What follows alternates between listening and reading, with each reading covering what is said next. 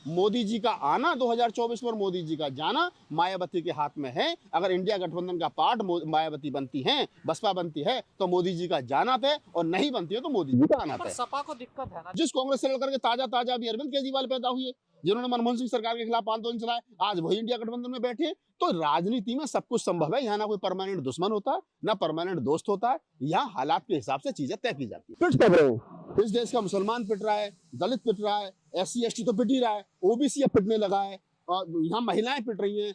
और आप समझिए कि एक खास तरीके का समाज है, एक खास समाज है जो मजे ले रहा है पिछले 10 साल से। इसी दबाव के लिए तो हम लोग लड़ रहे थे, और यही राजनीति है, यही राजनीति है। ये बहुजन समाज के लोगों को समझना चाहिए।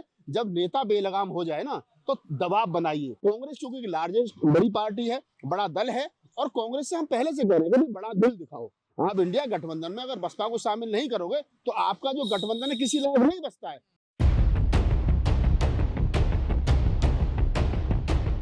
सर, कांग्रेस इतनी व्याकुल क्यों हो रही है को BSP से गठबंधन करने के लिए? बार बार नेताओं के बयान आ रहे हैं, आखिर क्या वजह है? कांग्रेस क्यों परेशान है कि बसपा से गठबंधन करे वो 2024 में? देखिए, कल जो स्टेटमेंट आई है, चाहे वो नागर साहब की हो, बसपा के सांसद हो, चाहे कांग्रेस के पूर्व प्रदेश अध्यक्ष क्या नाम उनका, अजय कुमार लल्लू जी की जो स्टेटमेंट आई है, ये दबाव है, ये दबाव है। और जो बात पिछले 6 महीने से जो माहौल हम लोग क्रिएट करने की कोशिश कर रहे थे, मैं हो गया, रतन लाल सर हो गया, हम एक कोशिश कर रहे थे कि माहौल बने, दोनों पार्टियों के ऊपर दबाव बने, और दोनों पार्टियों के ऊपर दबाव बने तो दोनों पार्टी गठबंधन में आए। तो ये प्रयास था हमारा। इसको लेकर के हमने गालियां भी खाई, इसको लेकर के समाज ने हमको टारगेट भी किया, मुझे, रतन लाल सर को, तमाम लोगों को। लेकिन फिर आज जब लल्लू अजय कुमार जी की स्टेटमेंट आई है, फिर बसपा सांसद नागर जी की स्टेटमेंट आई है, तो हमको लग रहा है कि जिस दिशा में हम लोग काम कर रहे थे, जो हमारा प्रयास था कि दबाव बनाया जाए पार्टी के ऊपर, वो दबाव सफल हुआ है। तो मैं पहले तो इस बात के लिए बड़ा हैप्पी हूँ, बड़ा खुश हूँ कि मेरा काम जो था, रतन लाल सर का जो काम था, उसका रिजल्ट जो वो देखने को मिल रहा है। अब मैं आपके सवाल के जवाब चाहता हूँ। आपने कहा कि कांग्रेस इतनी व्याकुल क्यों है बहुजन समाज पार्टी के साथ गठबंधन करने के लिए, तो ये मैं पहले दिन से कह रहा हूँ कि बहुजन समाज पार्टी अकेली एक ऐसी पार्टी है जिसका वोट हर बूथ पर थोड़ा ना थोड़ा, कहीं ज्यादा कहीं कम है। अन्य कोई पार्टी ऐसी नहीं है जिसका वोट हर बूथ पर हो। हाथी चुनाव चिन्ह अकेला ऐसा चुनाव चिन्ह है जिसका वोट पूरे भारत के दक्षिण में हो, उत्तर में हो, मध्य में हो, जहां भी आप जाएंगे आपको वहां पर हाथी का चुनाव चिन्ह वाला वोटर जो वो मिलेगा। तो उसकी संख्या 1 है चाहे 1000 है, वो बात अलग है। अब इसका फायदा जो है, बहुजन समाज पार्टी का वोटर भी मायूस है पिछले काफी लंबे समय से, क्योंकि लगातार बसपा चुनाव हार रही है। उधर कांग्रेस का वोटर भी मायूस है, लेकिन उम्मीद जो है वो, कांग्रेस चूंकि लार्जेस्ट बड़ी पार्टी है, बड़ा दल है, और कांग्रेस से हम पहले से कह रहे हैं कि बड़ा दिल दिखाओ। आप इंडिया गठबंधन में अगर बसपा को शामिल नहीं करोगे तो आपका जो गठबंधन है किसी लायक नहीं बचता है। और अगर जिस प्रकार से कल स्टेटमेंट दी है मलूक नागर ने, उन्होंने कहा है कि पहले कांग्रेस जो है वो माफी मांगे, कांग्रेस माफी मांगे। उन्होंने हमारे विधायक तोड़े थे मध्य प्रदेश और राजस्थान में उसके लिए वो माफी मांगे, और उसके बाद में वो बहन जी को प्रधानमंत्री पद का चेहरा बनाए, उनको उनका नाम घोषित करे, तब हम जो है वो इंडिया गठबंधन का हिस्सा बनेंगे। तो कम से कम इतना तो क्लियर हुआ अभी कि बहुजन समाज पार्टी की तरफ से ये डिमांड आई है। अब कांग्रेस इसमें कितना मानेगी? अजय कुमार जी ने, जो कांग्रेस के पूर्व प्रदेश अध्यक्ष, जो उन्होंने कहा है कि हम चाहते हैं कि बहन जी से माफी मांगते हैं और बहन जी को हम इंडिया गठबंधन में शामिल करना चाहते हैं, हाथ जोड़ते हैं। तो ये बड़ी बात है कि कांग्रेस का एक बड़ा नेता ये कह रहा है कि हम बहन जी से हाथ जोड़ते हैं, माफी मांगते हैं, हम चाहते हैं कि वो इंडिया गठबंधन का पार्ट बने। अब यही काम तो राहुल नागपाल कह रहा था, इसी काम के लिए तो रतन लाल सर कह रहे थे, इसी दबाव के लिए तो हम लोग लड़ रहे थे। और यही राजनीति है, यही राजनीति है। ये बहुजन समाज के लोगों को समझना चाहिए।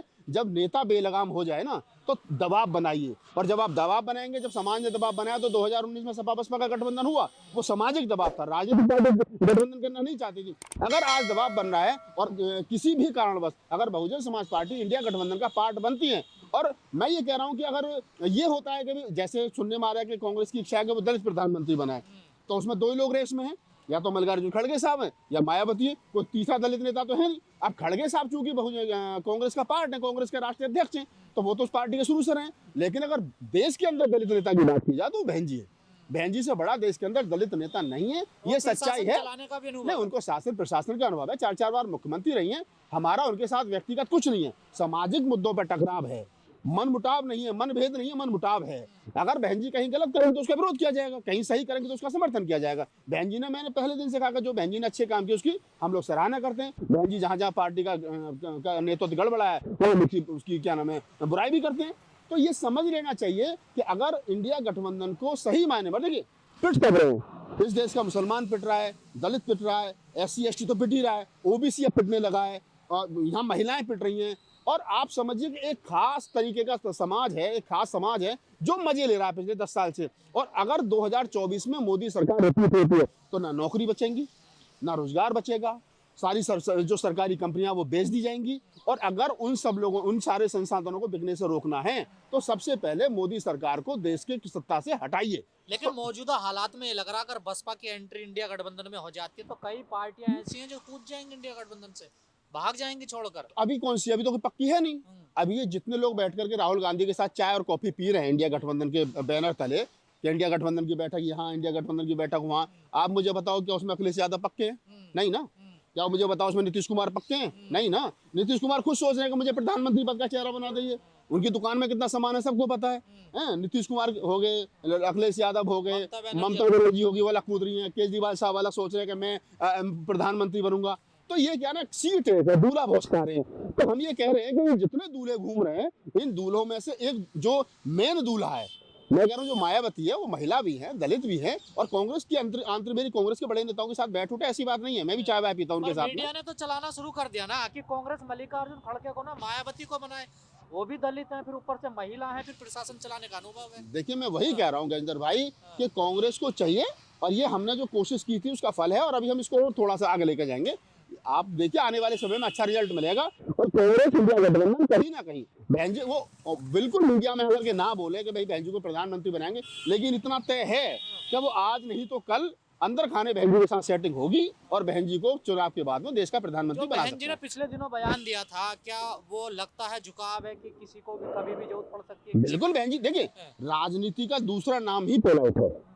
मान्यवर साहब काशीराम ने जिस कांग्रेस को उन्होंने खूब भड़काया, और उन्होंने क्या नाम है बीजेपी को खूब भड़काया, लेकिन उसी बीजेपी के सहयोग से 3-3 बार सरकार बनाई, ये भी सबको विदित है। जिस कांग्रेस को उन्होंने खूब भड़काया, जिस कांग्रेस को उत्तर प्रदेश खत्म कर दिया, उसी कांग्रेस को उन्होंने 10 साल तक मनमोहन सिंह सरकार को जो है वो समर्थन दे करके रखा। तो राजनीति में कब किसकी कहाँ कैसे जरूरत पड़ जाए ये संभव नहीं है। हालात जिस कांग्रेस से लड़कर के जनता दल बना, जिस कांग्रेस से लड़कर के क्या नाम है ममता बनर्जी पैदा हुई, जिस कांग्रेस से लड़कर के लालू यादव, रामविलास पासवान और तमाम लोग पैदा हुए, और आज वही जिस कांग्रेस से लड़कर के ताजा अभी अरविंद केजरीवाल पैदा हुए, जिन्होंने मनमोहन सिंह सरकार के खिलाफ आंदोलन चलाए, आज वही इंडिया गठबंधन में बैठे। तो राजनीति में सब कुछ संभव है। यहाँ ना कोई परमानेंट दुश्मन होता है, ना परमानेंट दोस्त होता है। यहाँ हालात के हिसाब से चीजें तय की जाती है। लेकिन कहा जा रहा है अगर बसपा गठबंधन में जाती है तो फायदे से ज्यादा नुकसान भी हो सकता है। बसपा के पास कुछ है नहीं खोने के लिए। क्या है बताओ मुझे? खोने के लिए कुछ नहीं है, पाने के लिए सारा जहां है। अगर बसपा के लोग ये सोच करके गठबंधन में जाते हैं कि या तो छक्का लगा तो बाउंड्री लाइन के बाहर, अन्यथा जीरो पे बोल्ड तो है ही। अगर अकेले भी चुनाव लड़ोगे तो मिलना क्या? 0/सन्नाटा। भाई अगर बसपा अकेले भी चुनाव लड़ेगी तो क्या होगा? ना वो कांग्रेस को हारने दे, जीत नहीं देगी, ना खुद जीतेगी, ना अखिलेश को जीतने देगी। बेड़ा अगर अखिलेश का भी होना है, सीट उसकी भी नहीं आनी, सीट कांग्रेस की भी नहीं आनी, फिर बीजेपी उत्तर प्रदेश के अंदर 80 की 80 सीट जीतेगी, मेरी गारंटी है। और अगर ये मिलकर के सारे लड़ेंगे तो फिर रिजल्ट परिणाम कुछ और होंगे, बीजेपी हारेगी, ये लोग जीत करके आएंगे। और उसकी मेन धुरी है सिर्फ और सिर्फ बहन जी, मायावती, बसपा। और मैं पहले दिन से कह रहा हूं, मोदी जी का आना 2024 में और मोदी जी का जाना मायावती के हाथ में है। अगर इंडिया गठबंधन का पार्ट मायावती बनती है, बसपा बनती है, तो मोदी जी का जाना तय, और नहीं बनती है तो मोदी जी का आना तय। सपा को दिक्कत है ना, देखिए बसपा के आने से। अब सपा को क्या दिक्कत है? मुझे भेजिए ना, मैं बैठ के सब सेटल करूंगा। मैं तो कह रहा हूँ अखिलेश यादव से मैं बात करूंगा, बहन जी से बात। कांग्रेस मुझे प्रतिनिधि बना करके भेजे, मैं सबसे बात करता हूँ। मैं अखिलेश यादव से कहूंगा कि मैं आपको उत्तर प्रदेश का मुख्यमंत्री बनाऊंगा, आप उत्तर प्रदेश संभालो। मैं तेजस्वी यादव से कहूंगा आप बिहार संभालो। मैं सबसे कहूंगा तुमको मुख्यमंत्री बनाएंगे, और बहन जी से कहूंगा तुम्हें प्रधानमंत्री बनाएंगे। चलो जी, छोटे छोटे राज्यों को इन बच्चों को दो, तुम्हारी राजनीति 40 साल की हो गई। ठीक है, तो दिल बड़ा दिखाना पड़ेगा। कांग्रेस बड़ा दिल दिखाए, बहन जी बड़ा दिल दिखाए। अखिलेश में भी 40, 42, 43, 45 साल के हैं, तो भी मुख्यमंत्री बनो यार। अगली बार 2027 में खाएगा प्रधानमंत्री की दौड़ में। आपके 2 मिनिस्टर बना देंगे जब सरकार बन जाएगी। रामगोपाल को बना देंगे सांसद बना कर, लाओ उसको जिता कर लाओ, उन्हें बना देंगे, और 1-2 मिनिस्टर बना देंगे केंद्रीय सरकार में। लेकिन कहा जा रहा है कांग्रेस में कुछ लोग ऐसे हैं वो नहीं चाहते इंडिया गठबंधन बने मजबूती से। अगर नहीं बने तो कौन से लोगों ने चिन्हित करो, लात मार के बाहर निकालो। ये जो सत्यानाश कर रहे हैं ऐसे कौन से लोग हैं ना, चिन्हित करो ना।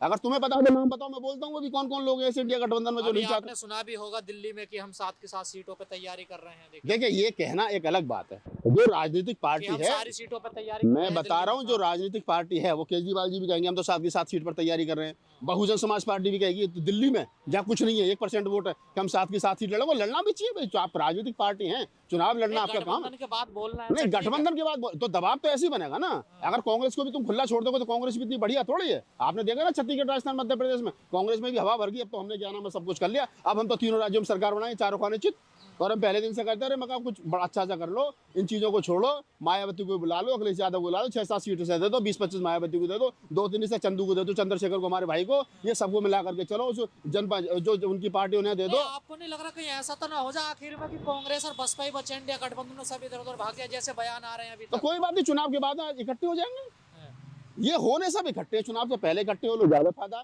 चुनाव के बाद में इकट्ठे हो तब भी फायदा है, और अगर नहीं इकट्ठे हो तो फिर मोदी जी 2024 में वोट लेंगे, शपथ लेंगे, और ये हमारी गारंटी है। चलिए।